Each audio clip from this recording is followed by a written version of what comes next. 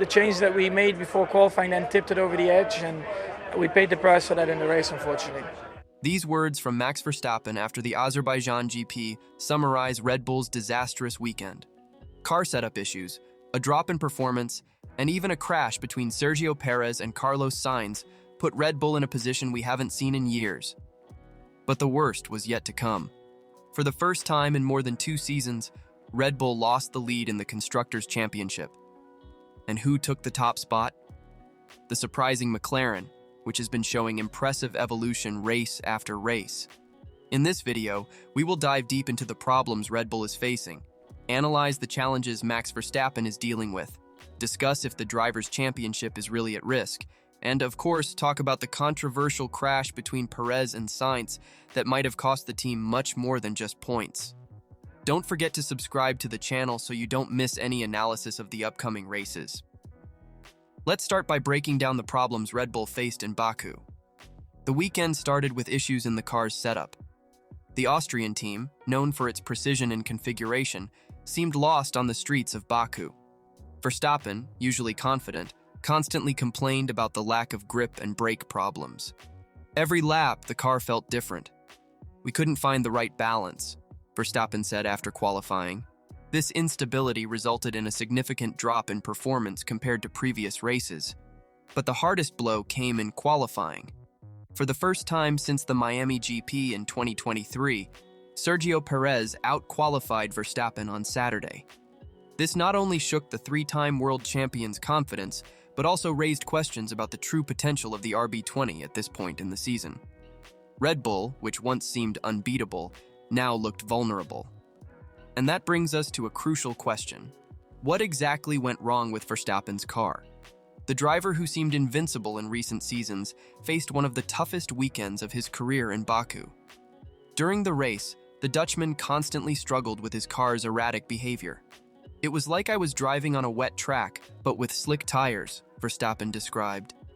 The driver reported understeer in slow corners and oversteer in fast ones, a combination that makes it nearly impossible to find a consistent rhythm. Meanwhile, his teammate Sergio Perez was performing far better before the fateful crash. This raises intriguing questions. Were the setups of the two cars that different? Or did Perez simply adapt better to the peculiarities of the Baku circuit? The impact on Verstappen's and the team's confidence is palpable. For the first time in a long while, we saw the 3-time world champion visibly frustrated and without answers. Red Bull now faces the challenge of not only improving the car, but also boosting the morale of its star driver. The next races will be crucial. The team needs to find quick solutions to the RB20's problems. Rumors behind the scenes suggest that a significant upgrade is on the way for the Singapore GP. But will it arrive in time to save Red Bull's season? Speaking of saving the season, we can't ignore McLaren, which has not only improved, but now leads the Constructors' Championship. A team that started the season struggling to score points now leads the most prestigious competition in motorsport. McLaren's evolution throughout the season has been nothing short of spectacular. Since introducing its upgrade package at the Miami GP, the team from Woking has consistently outperformed its rivals. Oscar Piastri and Lando Norris now form one of the strongest duos on the grid, regularly fighting for podiums and victories. Andrea Stella, head of McLaren, said, "Our car simply works on all types of circuits.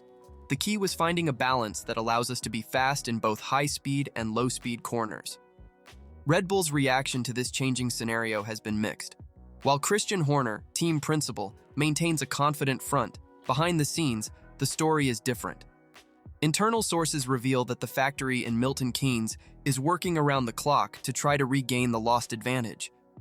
The impact on team morale is evident. While McLaren exudes confidence, with broad smiles and exuberant celebrations, the Red Bull paddock seems tense and worried. The pressure is mounting, and the upcoming races promise to be decisive in this battle for the Constructors' title.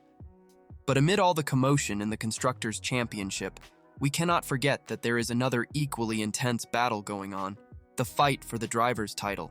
Is Verstappen's reign truly under threat? The answer isn't as simple as it seems.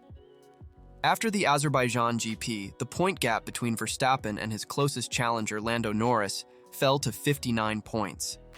It may seem like a comfortable lead, but remember that just a few races ago, that gap was almost double.